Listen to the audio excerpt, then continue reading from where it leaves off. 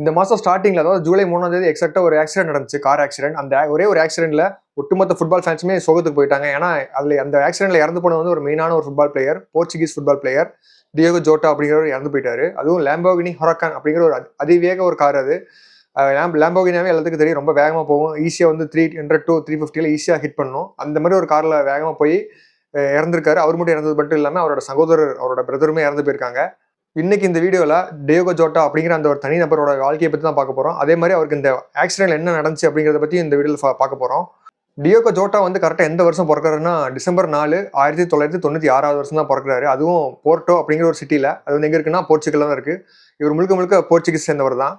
அப்படி பிறந்த இவர் வந்துட்டு எந்த மாதிரி ஒரு ஃபேமிலி பேக்ரவுண்ட்ல பிறக்கிறாருன்னா, அவங்க ஃபேமிலியே ஒட்டுமொத்தமா ஒரே ஃபுட்பால் ஃபேன்ஸ் தான். அதாவது போர்ச்சுகீஸ் கூட வெறித்தனமான ஒரு ஃபேன்ஸ். அதே மாதிரி எந்த ஒரு கிளப் மேட்சா இருந்தாலும் சரி, தவறாம ஸ்டேடியம் எங்க எவ்வளவு தூரமா இருந்தாலும் சரி யூரோப்புக்குள்ள கண்டிப்பா போய் பார்த்துருவாங்க. அந்த அளவுக்கு ஒரு வெறித்தனமான ஃபேன். அதுவும் இல்லாம இவரையுமே கூடவே கூட்டிட்டு போவாங்க எந்த ஒரு ஸ்டேடியமா இருந்தாலும். அந்த அளவுக்கு ஒரு வெறித்தனமான ஃபுட்பால் ஃபேன் அப்படிங்கிற இந்த ஒரு ஃபேமிலிக்குள்ள தான் அவர் வந்து பிறக்கிறாரு. அதுலயும் குறிப்பா ஜோட்டாவோட அப்பா தான் ரொம்ப ரொம்ப தீவிரமான ஒரு ஃபேனா இருப்பாங்கன்னு சொல்றாங்க. ஏன்னா இவரோட ஃபேமிலியில யாருமே வரலனாலும் பரவாயில்ல, அவர் மட்டும் தனியா கூட போயிட்டு வந்துருவாராமா. எந்த ஒரு மேட்சுமே மிஸ் பண்ணவே மாட்டாரு போர்ச்சுகலோட மேட்சை. அதனாலேயே ஜோட்டாவோட அப்பாவுக்கு வந்து ஒரு பெரிய ஒரு ஆசை இருந்திருக்கு, பெரிய ஒரு கனவு இருந்திருக்கு. நம்ம பையனையும் அதே நம்மளோட 2 பையனையுமே வந்துட்டு இதே மாதிரி ஆக்கிடணும், ஒரு பெரிய ஃபுட்பாலரா ஆக்கிடணும் அப்படின்னு சொல்லி ரொம்ப நாளா ஒரு ஆசை இருந்திருக்கு. ஏன்னா அவரால் வந்துட்டு ஃபுட்பாலரா ஆக முடியல. அதனால நம்ம பசங்களாவது இந்த மாதிரி ஆக்கிடலாம் அப்படின்னு சொல்லி ரொம்ப ரொம்ப ஆசைப்பட்டிருக்காரு. அதனால வந்துட்டு ஜோட்டா அவரோட 9 வயசுல இருக்கும்போது கோண்டோமர் எஸ்சி அப்படிங்கிற ஒரு போர்ச்சுகல்ல இருக்கிற ஒரு லோக்கல் கிளப் அதுல போய் சேர்த்து விடுறாரு. இதுல போய் நீ ஸ்கில்ஸை டெவலப் பண்ணு, அதுக்கப்புறம் உன்னை போர்ச்சுகல்லே ஒரு பெரிய ஃபுட்பாலரா ஆக்குறேன், ஆக்கி காட்டுறது என்னோட கடமை அப்படின்னு சொல்லி அவர்கிட்ட சொல்றாரு. அந்த கோடோமர் எஸ்சி அப்படிங்கிற அந்த ஒரு கிளப்ல தான் வந்துட்டு ஜோட்டா அவரோட அட்டாக்கிங் ஸ்கில்ஸா இருக்கட்டும், அதே மாதிரி அவரோட ஃபுட் ஒர்க்ஸ், ட்ரிப்ளிங் ஸ்கில்ஸ், அதே மாதிரி ஃபுல் பாடி அத்லட்டிசம்லாம் கத்துக்கிறாரு, நிறைய லேர்ன் பண்ணிக்கிறாரு.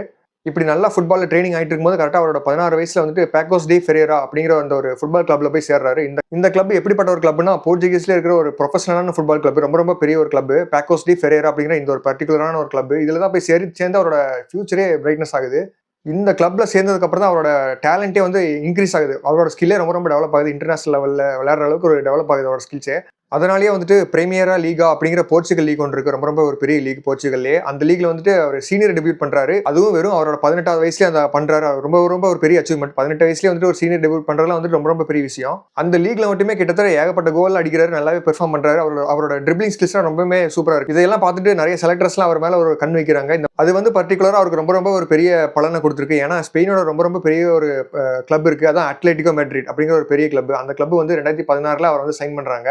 அப்படி சைன் பண்ண உடனே அவரோட ஃபியூச்சர் வந்து ரொம்ப பிரகாசமா இருக்கும் அப்படின்னு சொல்லி அவரோட ஃப்ரெண்ட்ஸா இருக்கட்டும், அவரோட ஃபேமிலிஸா இருக்கட்டும், எல்லாருமே அவர் வந்து என்கரேஜ் பண்றாங்க, ரொம்பவே கங்க்ராச்சுலேஷன்ஸ் பண்றாங்க.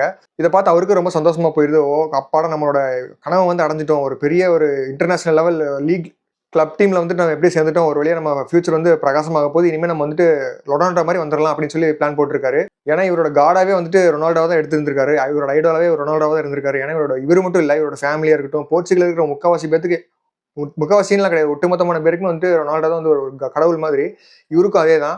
எப்படியாவது நம்ம ரொனால்டோ மாதிரி ஒரு பெரிய லெவலில் போயிடணும் அப்படின்னு சொல்லி ஆசைப்பட்டு இருந்திருக்காரு அந்த அட்லெட்டிகோ மேட்ரிட் அப்படிங்கிற அந்த ஒரு தனிப்பட்ட கிளப்னால.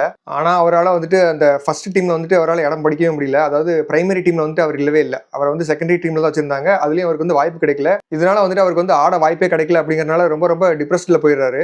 இதனால வந்துட்டு அவர் வேற வழியே இல்லாம எஃப்சி போர்ட்டோ அப்படிங்கிற ஒரு கிளப் இருக்கு, அதுல போய் ஜாயின் பண்றாரு. அதுல ஜாயின் பண்ணி கிட்டத்தட்ட அந்த பர்டிகுலரான ஒரு சாம்பியன்ஸ் லீக்ல மட்டும் கிட்டத்தட்ட 9 கோல் அடிச்சு அந்த டீமை வந்து அலைவா வச்சிருக்காரு அந்த பாயிண்ட்ஸ் டேபிள் குவாலிஃபிகேஷன்ல. அந்த அளவுக்கு ஒரு ஓவர் பெர்ஃபார்ம் பண்ணிடுறாரு. இந்த பெர்ஃபார்மன்ஸ், இவரோட பெர்ஃபார்மன்ஸை பார்த்துட்டு 2017 வோல்வர்ஹாம்ப்டன் வாண்டரர்ஸ் அப்படிங்கிற ஒரு கிளப் வந்து வாங்குறாங்க. இந்த கிளப் வந்து எங்க இருக்குன்னா இங்கிலாந்துல இருக்கு. இங்கிலாந்துலயே இருக்கிற ஒரு பெரிய ஒரு கிளப். இந்த வோல்வர்ஹாம்ப்டன் வாண்டரர்ஸோட மேனேஜரா யார் இருக்கான்னு பாத்தீங்கன்னா நூனோ எஸ்பிரிட்டோ சாண்டோ அப்படிங்கிற ஒரு மேனேஜர் தான் இருக்காரு.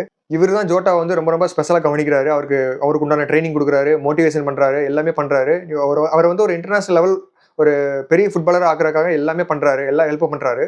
அதே மாதிரி இவரோட கைடன்ஸ் கீழே தான் வந்துட்டு ஜோட்டாவோட பெர்ஃபார்மன்ஸுமே ரொம்ப ரொம்ப டெவலப் ஆகுது. அவர் வந்து ரொம்ப ஜொலிக்க ஆரம்பிக்கிறாரு. மற்ற பிளேயர்ஸை விட கம்பேர் பண்ணும்போது அந்த டீம்ல இருக்கிற மற்ற பிளேயர்ஸை விட இவர் ரொம்பவே ஸ்பெஷலாவே இருக்காரு.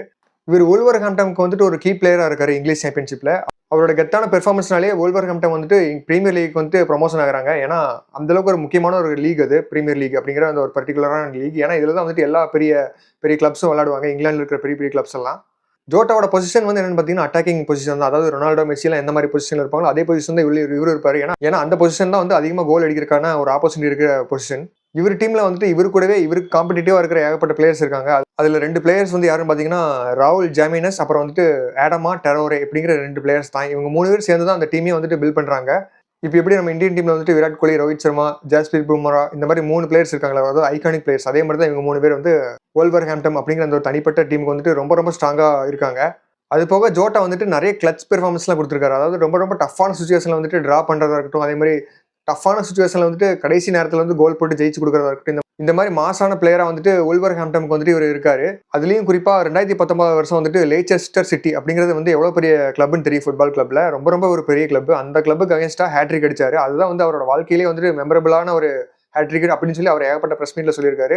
அந்த ஹேட்ரிக் அடிச்சதுக்கு அப்புறம் வந்துட்டு என்னை ரொனால்டோ வந்துட்டு கூப்பிட்டு பாராட்டுவார்னு நினைச்சேன். ஏன்னா அவர்கிட்ட பாராட்டு வாங்குறதா வந்துட்டு என்னோட வாழ்நாள் எய்ம் அப்படின்னு அவர் நிறைய வாட்டி பிரஸ் மீட்லாம் சொல்லியிருக்காரு. ஆனா வந்துட்டு ரொனால்டோ வந்து அவர் வந்து பாராட்டவே இல்லையாமா. அதனாலேயே வந்துட்டு ஜோட்டா ரொம்ப ரொம்ப சோகமா நிறைய டீம்மேட்ஸ் கிட்டலாம் ஷேர் பண்ணிட்டு இருக்காரு. ரொனால்டோ வந்துட்டு என்கிட்ட எனக்கு வந்து பாராட்டு தெரிவிக்கல அப்படின்னு சொல்லிட்டு. ஏன்னா அவர் வந்து ரொனால்டோ வந்து அந்த அளவுக்கு லவ் பண்றாரு, அந்த அளவுக்கு அட்மைர் பண்றாரு. அதனால இந்த அளவுக்கு ஒரு சோகமாகிறாரு அவர் வந்து பாராட்டு தெரிவிக்கலன்னா. ஆனா அது எல்லாத்தையுமே வந்து மறக்கடிக்கிற மாதிரி செப்டம்பர் 2020 வருஷம் லிவர்பூல் எஃப்சி வந்து இவர் வந்து வாங்குறாங்க. லிவர்பூல் அப்படிங்கிறது வந்து எவ்வளவு பெரிய கிளப்னு தெரியும். அதாவது இன்டர்நேஷனல் அரீனால வந்து இந்த பேரை கேள்விப்படாத யாருமே இருக்க முடியாது. ஃபுட்பால் ஃபேன்ஸா இருக்கட்டும், இல்ல நார்மல் பீப்புளாவே இருக்கட்டும். லிவர்பூல் அப்படிங்கிற அந்த ஜெர்சியை போட்டுட்டு கண்டிப்பா எவனா ஒருத்தனையாவது நீங்க பார்த்திருப்பீங்க. அந்த மாதிரி ஒரு பெரிய ஒரு ஃபேமஸான ஒரு கிளப். அந்த கிளப் வந்து இவர் வந்து வாங்குறாங்க. அது எத்தனை ரூபா கொடுத்து வாங்குறாங்கன்னா 41 மில்லியன் பவுண்டு கொடுத்து வாங்குறாங்க.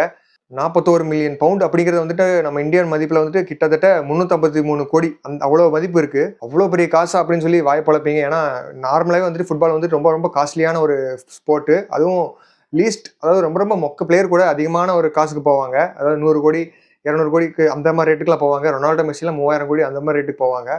இவர் வந்துட்டு 350 கோடிக்கு வாங்குறாங்க. ரொம்ப ரொம்ப ஒரு பெரிய டீல். அவர் வந்து வாழ்நாள்ல வந்து இவ்வளவு பெரிய டீல் அவர் பார்த்ததே கிடையாது. இந்த டீலுக்கு அப்புறம் அவ்வளவுதான்டா, இனிமே வந்து நம்ம வாழ்க்கையில வந்து டவுன் கிரேடே இருக்க போறது இல்லை, ஒன்லி அப்கிரேட் தான் அப்படின்னு சொல்லி அவரோட ஃபேமிலியில ரொம்ப சந்தோஷப்படுறாங்க. ஏன்னா 350 கோடிங்கிறது எவ்வளவு பெரிய அமௌண்ட் அப்படின்னு சொல்லி அவங்களாம் ஷாக் ஆகுறாங்க. அதே மாதிரி பெருமையும் படுறாங்க. இந்த ஒரு டிரான்ஸ்ஃபருக்கு அப்புறம் தான் அவரோட அப்பா வந்துட்டு நிறைய பிரஸ் மீட்லாம் கொடுக்குறாரு. என் பையன் வந்து சாதிச்சிட்டான், நான் நினைச்சதை வந்து அவன் அச்சீவ் பண்ணிட்டான், என்னால பண்ண முடியாததுன்னு அவன் அச்சீவ் பண்ணிட்டான் அப்படின்னு சொல்லி பெருமையா பேசுறாரு.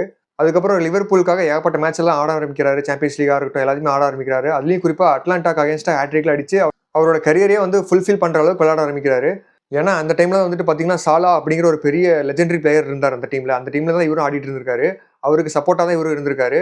ஜோட்டாக்கு வந்துட்டு லிவர்பூல் அப்படிங்கிற இந்த எஃப்சி மட்டும் தான் அவரோட அதிகபட்ச அச்சீவ்மெண்ட். அதாவது சாம்பியன்ஸ் லீக், அதாவது கிளப் லெவலில் வந்துட்டு இதுதான் அவரோட அதிகபட்ச அச்சீவ்மெண்ட். அதே மாதிரி இன்டர்நேஷனல் லெவலையுமே வந்துட்டு அவரோட ட்ரீம் வந்து அச்சீவ் பண்ணிட்டாருன்னே சொல்லலாம். ஏன்னா போர்ச்சுகலுக்காக 2020 வருஷம் அந்த யுஇஎஃப்ஏ யூரோ 2020 அந்த கப்பை அடிச்சிடுறாங்க. அதுவும் ரொனால்டோ தலைமையிலே அடிக்கிறாங்க. அதே மாதிரி 2022 வருஷம் வேர்ல்ட் கப்பும் ஆடுறாரு. அதுல வந்துட்டு ஆனால் அன்பார்ச்சுனேட்டா அவங்களால கப் அடிக்க முடியல, வேர்ல்ட் கப் அடிக்க முடியல. ஆனா 2022 வேர்ல்ட் கப்பை வந்து மறக்கடிக்கிற மாதிரி அதெல்லாம் ஓரம் கட்டுற மாதிரி 2025 வருஷம் நேஷன்ஸ் லீக் வந்து வின் பண்ணிடுறாரு. அதுவும் ரொனால்டோ தலைமையிலே அடிக்கிறாங்க. இவரும் வந்து ஏகப்பட்ட கோல்ஸ் அடிக்கிறாரு. அதே மாதிரி நிறைய அசிஸ்ட் பண்றாரு. கம்மியான கோல்ஸ் அடிச்சிருந்தாலும் நிறைய அசிஸ்ட் பண்ணி கொடுக்குறாரு. இந்த 2025 நேஷன்ஸ் லீக் தான் வந்து அவரோட ஃபேர்வெல் கப்பாவே இருக்கு இன்டர்நேஷனல் லெவல்ல. ஏன்னா இந்த நேஷன்ஸ் லீக் கப் அடிச்சதுக்கு அப்புறம் தான் வந்துட்டு அவரோட மேரேஜ் பண்ணலாங்கிற ஐடியாவே இருந்திருக்கு. ஏன்னா இவருக்கு வந்துட்டு ஒரு பார்ட்னர் இருந்திருக்காங்க. ரொம்ப ஜோட்டாவோட லவர் பேர் வந்து என்னன்னு பாத்தீங்கன்னா ரூட் கொரடோசோ அப்படிங்கிற இவங்க தான். ஆனா இவங்க ரெண்டுத்துக்குமே வந்துட்டு மேரேஜ் மட்டும் தான் ஆகல. ஆனா அவங்க ரெண்டுத்துக்கும் ஆல்ரெடி 2 குழந்தையே இருக்கு.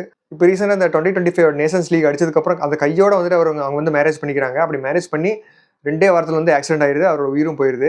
அதாவது எக்ஸாக்டா ஜூலை 3 2025 வருஷம் அவரோட கார் வந்து ஆக்சிடென்ட் ஆயிருது. அதுவும் லாம்போகினி ஹுரக்கன் அப்படிங்கிற அந்த ஒரு கார் தான். ரொம்ப ரொம்ப ஃபாஸ்டா போகக்கூடிய காரு. ஜோட்டாவும் அவரோட தம்பி ஆண்ட்ரே சில்வா இவங்க 2 பேருமே தான் போயிட்டு இருந்திருக்காங்க. கிட்டத்தட்ட 125 கிலோமீட்டர் வேகத்துல வந்து அந்த காரை ஆப்ரேட் பண்ணிட்டு இருந்திருக்காங்க. அதை வந்து ஒரு ட்ரக் டிரைவர் தான் பார்த்து சொல்லியிருக்காரு. ரொம்ப ஸ்பீடா போயிருக்காங்க, அதனால வந்துட்டு இந்த ஆக்சிடென்ட் நடந்திருக்கு அப்படின்னு சொல்றாங்க.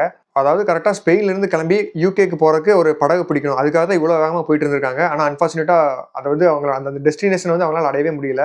இந்த ஆக்சிடென்ட் நடந்ததுக்கு அப்புறம் போலீஸ்ல என்ன கண்டுபிடிக்கிறாங்கன்னா டயர் வந்து வெடிச்சிருக்கு அப்படின்னு சொல்றாங்க. அதாவது இன்னொரு வண்டியை வந்து ஓவர்டேக் பண்ணும்போது கரெக்டா டயர் வெடிச்சிருக்கு. அதனால வந்துட்டு கொலாப்ஸ் ஆகி அதனாலேயே வந்து வேற வழியே இல்லாம நேரா போய் மோதி இருக்காங்க. பாறையில மோதி மொத்தமா முடிஞ்சிருச்சு. காரே வந்து கொலாப்ஸ் ஆயிருச்சுன்னு சொல்லலாம். லாம்போகினி மாதிரி இல்ல, ஒவ்வொரு பாட்டா ஒவ்வொரு இடத்துல செதறி கிடக்குது. அதே மாதிரி இவங்க ஸ்பாட் அவுட்டும் ஆயிடுறாங்க. அதுவும் இல்லாம எரிஞ்சு வேற போயிருச்சுன்னு சொல்றாங்க. இது எல்லாமே வெறும் அவரோட மேரேஜ் நடந்து 11 நாள்ல நடந்து முடிஞ்சிருக்கு. அப்படிங்கிறது வந்து ரொம்ப ரொம்ப ஒரு பெரிய சோகம் தான். ஜோட்டா அப்புறம் அவரோட தம்பி ஆண்ட்ரே சில்வா இவங்க 2 பேத்துக்குமே வந்துட்டு இறுதிச் சடங்கு நடக்குது. எங்கன்னு பாத்தீங்கன்னா கோண்டமார் அப்படிங்கிற ஒரு சிட்டி தான். அது வந்து போர்ச்சுகல்ல தான் இருக்கு. அவர் இருக்கிற சவப்பட்டியில வந்துட்டு ஃபுட்பால் அடிச்சு அவர் வந்து கோல் போடுற மாதிரி ஒரு ட்ரிபியூட்லாம் கொடுத்துருந்தாங்க அவரோட டீம்மேட்ஸ் எல்லாம். அதெல்லாம் பாக்குறதுக்கு ரொம்ப சந்தோஷமா இருந்துச்சு.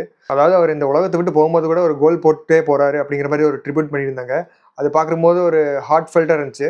அதே மாதிரி அவரோட ஐகான் கிறிஸ்டியானோ ரொனால்டோ அவருமே வந்து ஒரு ட்ரிபியூட் பண்ணியிருந்தாரு அவரோட இறுதி சடங்குல.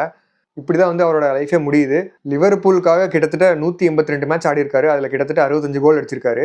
அதே மாதிரி போர்ச்சுகலுக்காக 49 மேட்ச் ஆடி இருக்காரு. அதுல 14 கோல் அடிச்சிருக்காரு. இவர் அடிச்ச கோல் எல்லாமே வந்துட்டு ஒரு கிளட்ச் கோல்ஸ், அதாவது இம்பார்ட்டன்டான டைம்ல அடிச்ச கோல்ஸ். இந்த மாதிரி ஒரு சூப்பரான ஒரு பிளேயரா வந்துட்டு இருக்கும்போது தான் கரெக்டா இந்த மாதிரி தேவையில்லாத ஒரு ஆக்சிடென்ட் நடந்து அன்பார்ச்சுனேட்டா அவரோட உயிரே போயிருச்சு. அவ்வளவுதாங்க, இந்த வீடியோ முடிஞ்சிருச்சு. பிடிச்சிருக்கும்னு நினைக்கிறேன். தேங்க்யூ ஆல் ஃபார் வாட்சிங்.